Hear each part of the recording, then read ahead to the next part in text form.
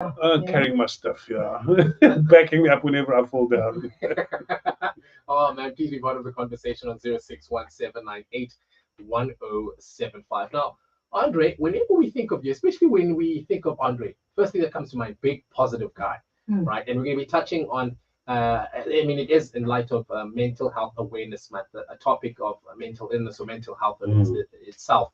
Do you actually get days where you feel off and you actually don't feel, like being, for lack of a positive, yeah. Like your name, big positive guy. Does that happen to you, or is that something you're immune from? And some individuals are immune from that. Yeah, it's a very interesting question, and I thought I'd like to talk about it because I think some people think that some people have it and some people don't. And the reality is, I didn't really have it for about 30 or 40 years. I'm a big boy. I'm very clever, and I worked hard, and I had lots of money. And the reality was is that I didn't really fear anything, and I never really felt down. Lovely wife, everything's good. But as I grew, as I started turning 50 and a little bit older and stuff, things have changed. And sometimes I didn't even notice. And occasionally I was asking my wife, I'm just not the same today. And she was saying, you're slightly depressed or you're a little bit anxious. And I was like, no, I don't think I've got that. I don't think it's maybe my stomach is sore. Maybe I just need a laxative or something like it. But something was busy changing. And as the years have gone, I've started recognizing that as maybe the start of a depression or maybe even an anxiety level. So being the big positive guy, you don't want to be associated with negativity and anxiety and depression. But the first thing that happened is my daughter suffered a lot from depression and at school. And it freaked me out. How can I, as a positive speaker, have a daughter who's depressed? And so I used to go to the school because the doctor didn't want to speak to me about it. So I went to a counselor, and the counselor said to me, Andre, just relax. About 40% of the school is on treatment. And I don't know if that's the case in every other school, but this is a very ordinary middle of the range school.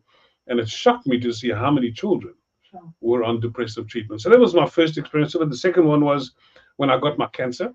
I think I've told you guys the story and stuff like that. I was like, okay, well, if this is my route, this is what I'm going to do. I'm quite happy. I'm optimistic about the last couple of months, and I know what I need to. I started having panic attacks in the middle of the night, in my sleep. And that's another form of anxiety and depression. So I've started reading a little bit more about it, and quite shocked to find out that about 35-40% of the world actually suffers from some form or other of mental illness. And I think mental illness is an ugly word because we think we go right through to sort of the mental home. But it includes everything like stress, anxiety, depression, worry about money, worry about relationships. And so I thought I'd like to speak to you guys out there today about that and say, even the big positive guy has those days, and I have to positively be proactive to see how I can fix it up. So today I'm not a doctor, but what I can do is I can tell you what I do, and it does seem to help me. And I want to touch on that because as we were chatting off air, I think you share the same sentiments. I mean, people expect this certain sort of persona about you, and they expect this, like we said, this positivity about you. But I want to talk about those moments where you're not feeling positive and you are perhaps, going through an anxiety or you are down and under.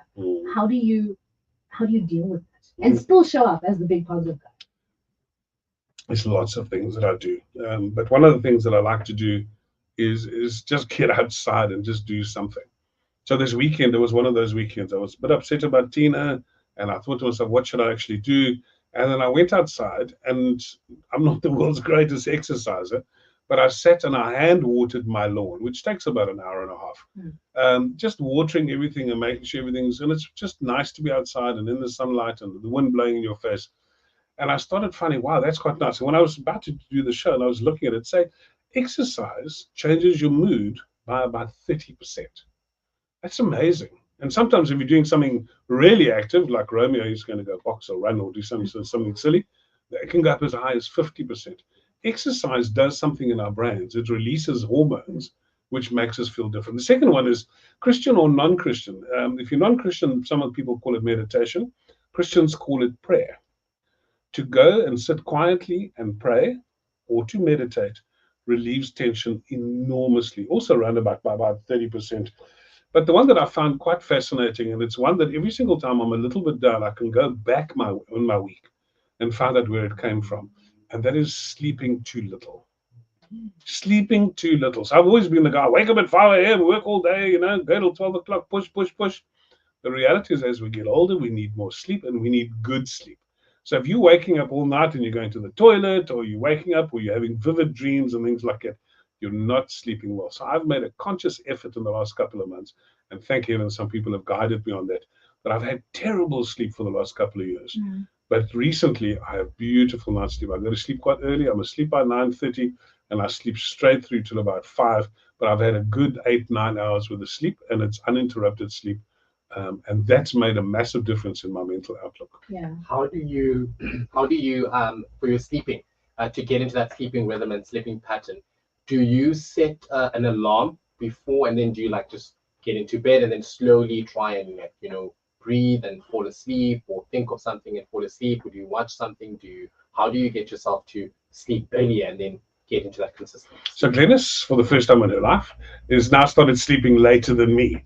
So I'm always in bed, and then she comes and joins me in bed. I don't know how frustrating that was when it was the other way around, when I used to stay awake. But she normally gets into bed, but she needs something to help her go to sleep. But it's difficult when you've got a partner, because now she needs silence, and I don't mind noise. But we've compromised, and on YouTube, what we've done is we've found some wonderful sleep videos. And they're either audio books or they're just music from the forest and stuff like that. And we keep it on, and she keeps the remote, because she falls asleep almost instantaneously. So do I. And she'll wake up and she'll say, "Oh, the TV's on." Just switch it off in a few seconds. So yes, we do something. We have a practice. One of the things that I wanted to say is that, and it's maybe one of the other things, social media. And listen, I live on social media because it's part of my career. It's how I'm known, and it's how I get my business. But social media can become such a destructive thing. I've just been sitting lately, and Natasha, you made a throwaway comment 2 weeks ago about scrolling, just scrolling and scrolling. The other morning I woke up and I worked from about 5 to 7 in bed, not even waking up. Glennis did some work, sent emails and messages and things like that. And then I scrolled from 7 till 8 o'clock in the morning. And it was like, it was 3 minutes worth. And it's also those things, and it's all my friends, and they're all overseas, and they're having a holiday, and they're skiing and in Dubai, and I'm like starting to feel envious, and all negative thoughts are starting to come up in my head. So I want to say that all the schools that I've spoken at or have been to all suggest that we stay away from blue light things in the evening. So I want to say the last thing you should be doing is that when you get into bed is looking at something negative. And I almost want to say social media can be enormously negative. So do something else. Read your Bible, read a book. I don't know, find something to do. We watch these very positive stories on YouTube, and there's thousands of them. I didn't realize. Find something nice to do. Cuddle up next to your wife or your husband and stuff, and have a good night's sleep. Yeah. I love that you touched on sleep, because I think a lot of us can relate with that. Not having enough sleep. And we also underestimate the importance of having a good night's sleep. And so I'm really glad that you touched on that, Romeo. 0617981075. We're talking to Andre, the big positive guy. Perhaps you can relate. You maybe had to put up a persona and you have your days. We're telling you it's okay. I think that's essentially the purpose of this conversation. Take a moment and acknowledge how you're feeling. You also mentioned, Andre, that you started reading a lot. How important is it to be aware and understand terms like mental illness and not be ignorant, I suppose, even as Christians? I think for me is when Julia started having depression. And then I started reading up on it and stuff like that. Because I come from an era as ruk yourself reg, man. Stop, wake up, stop, do something. Go out and work and stuff like that. But mental illness is more than that. I think you must do. And sometimes my wife diagnoses me with far more severe things than I've got. So I do think there's things like reactive depression or reactive anxiety. If you're writing an exam and you're feeling a little bit depressed, then maybe that's it. But maybe you're just not getting enough sleep. Well, one of the things that I found interesting is that how many of you, are you feeling tired at all, Natasha? Are you energized? Bluish and tired. The brain takes up 20% of the energy levels in your body. That's a huge statement to make. Your body only takes up a little percentage, and your brain takes up 20%. So if your brain is anxious, firing off the whole time, and you start going into an anxious mode, you'll very often find the first symptom is a little bit of exhaustion. But also be aware of what's happening in your life. If you're writing a major exam stuff, you're going to be stressed. You're going to be anxious. If your mother died last week, you are going to be a little bit depressed. That's natural. But if it's happening out of the ordinary and you're starting to feel quite down, the other thing I also want to say is that makes a huge difference to the way you feel is what you're eating. It also makes a huge difference in stuff like it. So I often find if I start going into sort of a high carb, that means burgers and chips and bread and stuff like it, I feel a little bit flat. I feel a little bit down. I feel a little bit depressed. And if I can cut that out, I find my mind lifts, my spirit lifts. So I've given you a whole lot of suggestions. It's all interlinked. It's all interlinked. But I also want to make out the disclaimer that I'm not a doctor. There are levels of anxiety, stress, and depression and stuff like it. If this is something that's serious and you feel, listen, this is getting out of hand, please go see a doctor. There is nothing wrong with it, and there's amazing treatments that you can get. And sometimes you just want to get piggybacked just to get you over a stressful time. So even if it is a reactive depression, your mom has died, maybe you just need a little helping hand. But I am from the old school that says rek yourself reg. But I've changed my mind completely in the last 10 years or so. And I accept that some of us are feeling down, and it's okay. Okay. I think I relate in terms of, I've always been someone that's just busy. So it's into me. And so when my body responds, I don't want to listen to my body. I just want to keep going. And so that's very important. You mentioned about sleep. So just before I got you, Lenny my wife sent me this wonderful little meme. It's too long to play now, but the one I just love, and it says, the mountain that you're scrambling up, that you're climbing, will still be here tomorrow. And occasionally it's okay not to climb it today. Just say, today I'm not ready for this mountain. And the second thing that Tina used to say to me, when she was talking about my health when I was a little bit ill, and she was saying to me, you don't have to force yourself to keep going. If you're just saying that today I just don't want to get out from under the covers, get under the covers and spend a day in bed. It is okay. It is okay. And I heard something the other day in some of the overseas countries, they're now starting to have 21-day mental health sabbaticals. For people that have reached burnout level, sometimes you just need to chill. And although that thing of staying under the bed, I remember the last time I stayed under the covers for 3 days was the day that COVID was announced. I was just like, what's going to happen to my job? I can't go out. I can't speak to people, but I've got no other job. Nobody else is going to pay me. And for 3 days, I sat under the duvet. You had no choice. I had no choice. And it was just, and then I thought, nah, this is you can't stay under the duvet. It's okay to be under the duvet for a day or so, but get back out again and do something. And so, so all of you guys that are out there, probably the greatest blessing I've ever had in my life is when I got very sick. A lady came to my house and gave me a beautiful plant just as a gift to say thank you for helping her. And then I said, Julia was at the gate, and I said, can she come in? And she said, no, she doesn't want to come, and she's too embarrassed and too shy and stuff, and she left. And I said to her, what was it? And she said, when I was on another radio station, I gave an encouraging message, and she said that day she wanted to take her life. And the message that we'd spoken about changed her mind. So she'd remembered this, and this was years later when I was sick. She came and she said, I just want to say thank you. And as soon as that happens, then you realize how important it is to be out there to encourage people and to hold their hands sometimes when they're just going through a rough patch, because that was her rough patch.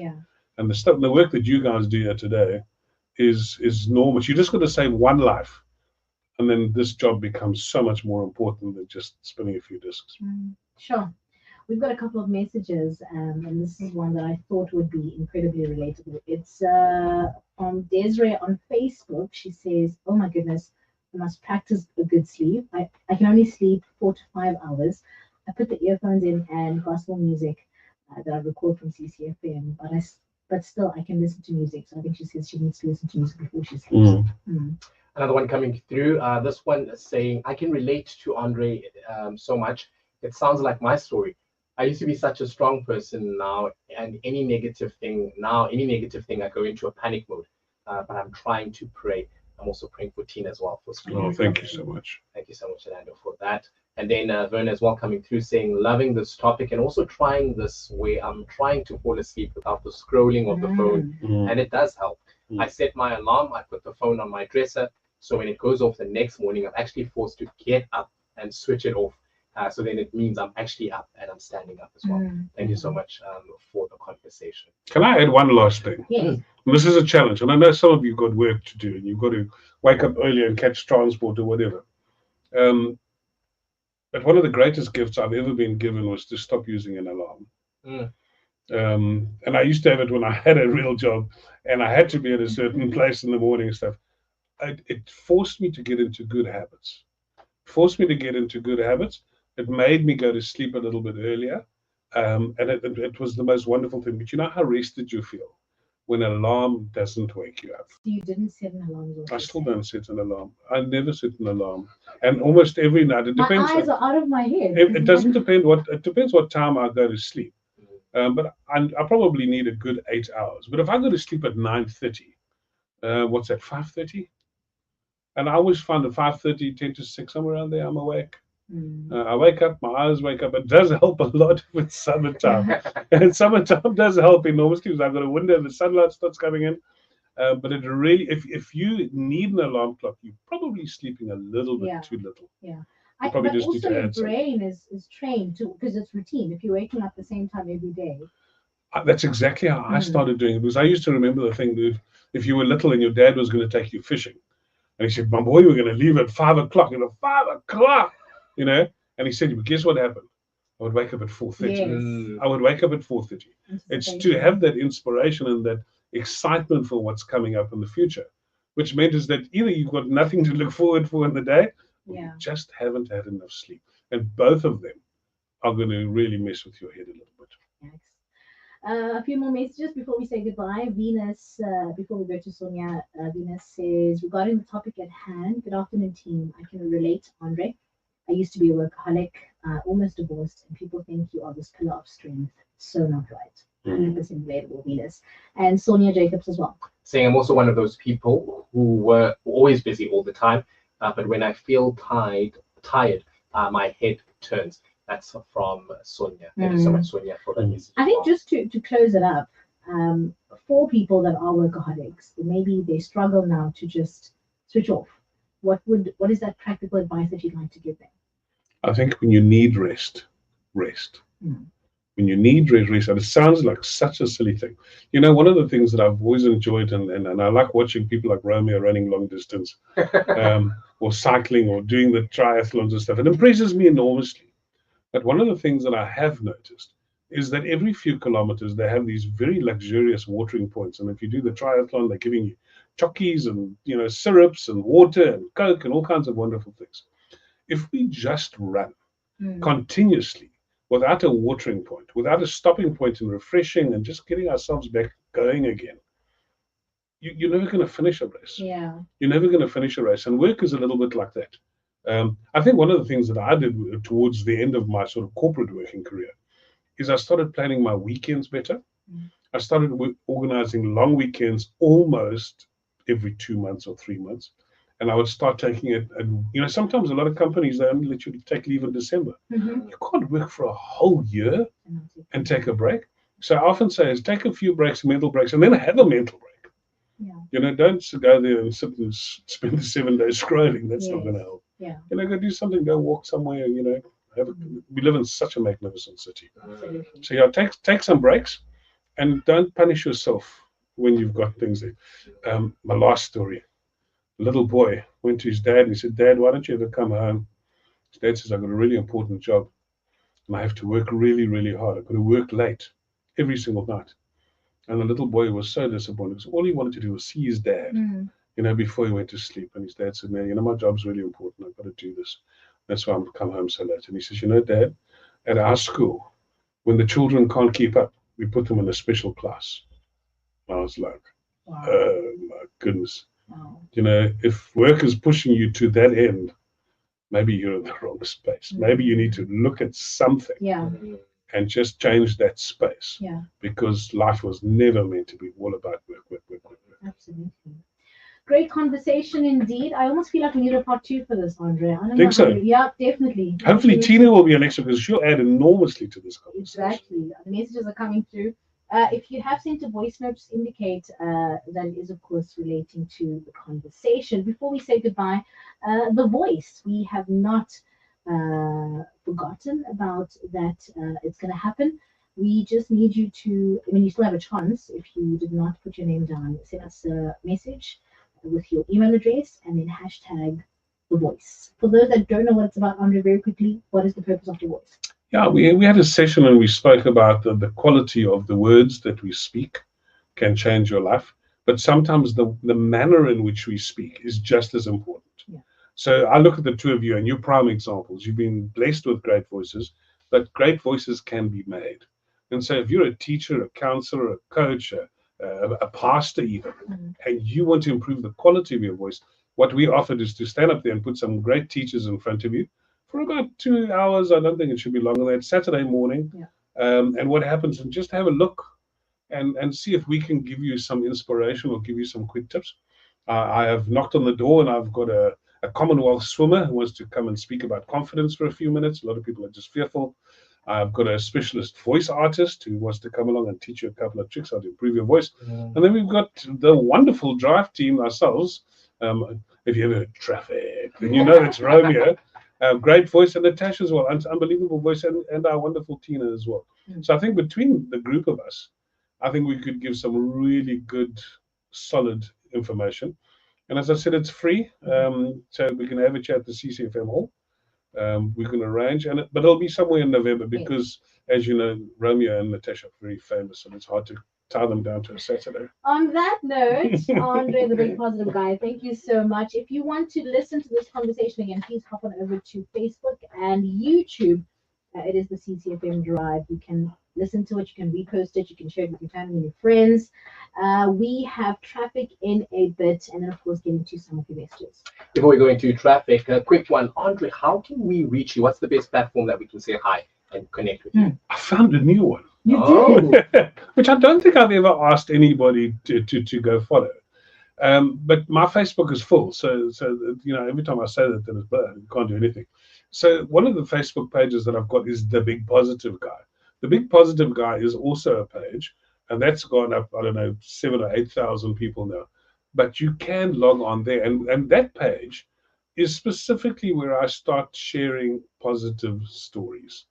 That little thing that I was telling you about earlier on about mental health, I'm going to be posting that when I get home, and that'll be on the Big Positive. So it's the Big Positive Guy page, and it's one of those following pages that you can follow. But I can see you there. I love it. So, your profile picture is you? I think it's me. But as I said to you, there's only one Big Positive Guy in the world. So just go the Big Positive Guy, and I'll be there. Love that. There you have it. Thank you so much to Andre. As we've mentioned, if you want to be a part of the group to attend the voice session, please send us a message on 061-798-1075 with the hashtag The Voice.